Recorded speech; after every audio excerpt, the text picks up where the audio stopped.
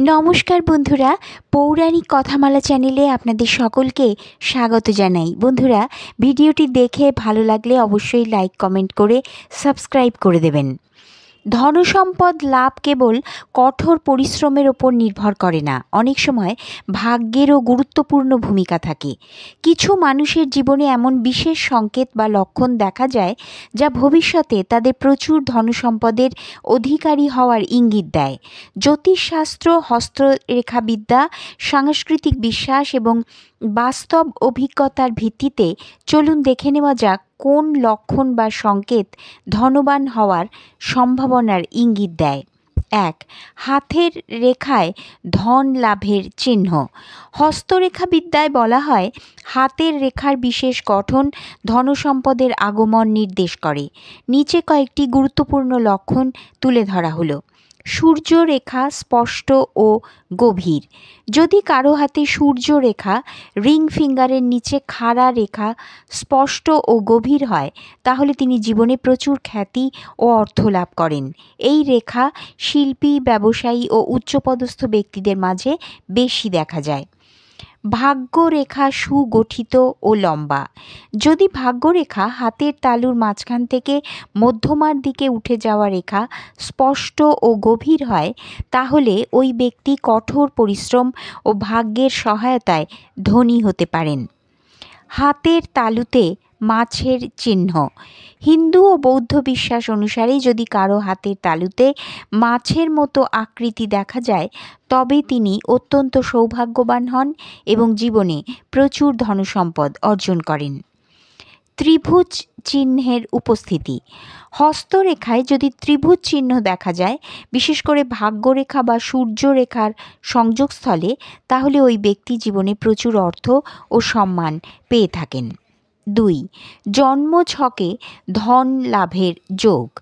জ্যোতিষশাস্ত্র অনুসারে জন্মছকের কয়েকটি বিশেষ অবস্থান এবং গ্রহের প্রভাব ধনী হওয়ার সম্ভাবনার ইঙ্গিত দেয়। দ্বিতীয়, নবম ও একাদশ ভাব শক্তিশালী হওয়া। জন্মছকের দ্বিতীয়, নবম এবং একাদশ ঘর যদি শক্তিশালী হয়, তবে ওই ব্যক্তি জীবনে প্রচুর সম্পদ অর্জন করবেন। লক্ষ্মী যোগ। যদি বৃহস্পতি ও চন্দ্র একসঙ্গে থেকে শুভ প্রভাব বিস্তার করে, তবে ধনলক্ষ্মী যোগ গঠিত হয়, যা জীবনে অগাধ সম্পদ আনার লক্ষণ। ধন যোগের গ্রহের অবস্থান। যদি শুক্র, বৃহস্পতি বা চন্দ্র শুভ অবস্থানে থাকে এবং অর্থ সংক্রান্ত ভাবগুলোর সঙ্গে সংযোগ স্থাপন করে, তাহলে ব্যক্তির ভাগ্যে প্রচুর ধনসম্পদ লাভের সুযোগ থাকে। রাহুর অনুকূল অবস্থান। যদি রাহু ভালো অবস্থানে থাকে, তবে ব্যক্তির জীবন আকস্মিক ধনলাভের সম্ভাবনা থাকে, যেমন লটারি, আকস্মিক উত্তরাধিকার বা ব্যবসায় বড় সুযোগ। ৩. ব্যক্তিত্ব ও আচরণে ধনী হওয়ার লক্ষণ। শুধুমাত্র ভাগ্য নয়, মানুষের আচরণ ও চিন্তাভাবনাও ধনী হওয়ার পটভূমি তৈরি করে। ধনী হওয়ার সম্ভাবনাময় ব্যক্তিদের কিছু সাধারণ বৈশিষ্ট্য দেখা যায়। ইতিবাচক দৃষ্টিভঙ্গি ও আত্মবিশ্বাস। ধনী হওয়ার সম্ভাবনাময় ব্যক্তিরা সাধারণত আত্মবিশ্বাসী এবং সব পরিস্থিতিতেই ইতিবাচক মনোভাব বজায় রাখেন। কঠোর পরিশ্রম ও অধ্যবসায়। পরিশ্রম ছাড়া সাফল্য আসে না। সফল উদ্যোক্তা বা ব্যবসায়ীরা কঠোর পরিশ্রমের মাধ্যমে ধনসম্পদ অর্জন করেন। সঠিক সিদ্ধান্ত নেওয়ার ক্ষমতা। যারা সঠিক সময়ে সঠিক সিদ্ধান্ত নিতে পারেন, তারা সাধারণত জীবনে বড় সাফল্য অর্জন করেন এবং অর্থ উপার্জনে সফল হন। নতুন সুযোগ গ্রহণের মানসিকতা। বড় ধনী ব্যক্তিরা ঝুঁকি নিতে ভয় পান না। তারা নতুন বিনিয়োগ, ব্যবসার সুযোগ ও নতুন প্রযুক্তি গ্রহণে এগিয়ে থাকেন। ৪. দৈনন্দিন জীবনে সৌভাগ্যের সংকেত।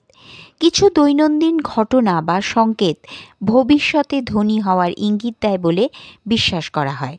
স্বপ্নে সোনার গহনা বা মাছ দেখা। স্বপ্নে যদি কেউ সোনা, রত্ন বা মাছ দেখে, তবে এটি ধনলাভের ইঙ্গিত দেয়। মাটির নিচ থেকে পুরনো মুদ্রা বা ধাতব বস্তু পাওয়া।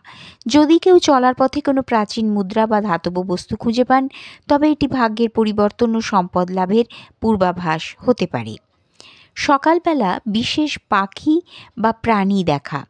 সকালবেলা শঙ্খচিল, কাকাতুয়া বা ময়ূর দেখা শুভ লক্ষণ হিসেবে ধরা হয়, যা আর্থিক উন্নতির ইঙ্গিত দিতে পারে। 5. বাস্তুশাস্ত্র ও অর্থপ্রাপ্তির লক্ষণ। বাস্তুতন্ত্র অনুসারে কিছু বিশেষ স্থাপত্য ও অভ্যাস ধনসম্পদের প্রবাহ বৃদ্ধি করতে পারে।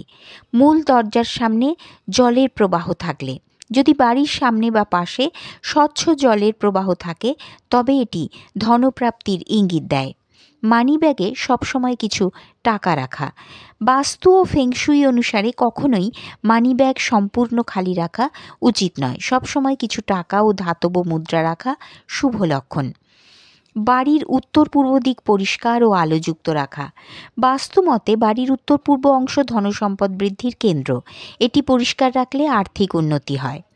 ধনসম্পদের আগমন শুধুমাত্র ভাগ্যের ওপর নির্ভর করে না, কঠোর পরিশ্রম, সঠিক সিদ্ধান্ত ও ইতিবাচক মানসিকতাও গুরুত্বপূর্ণ ভূমিকা পালন করে।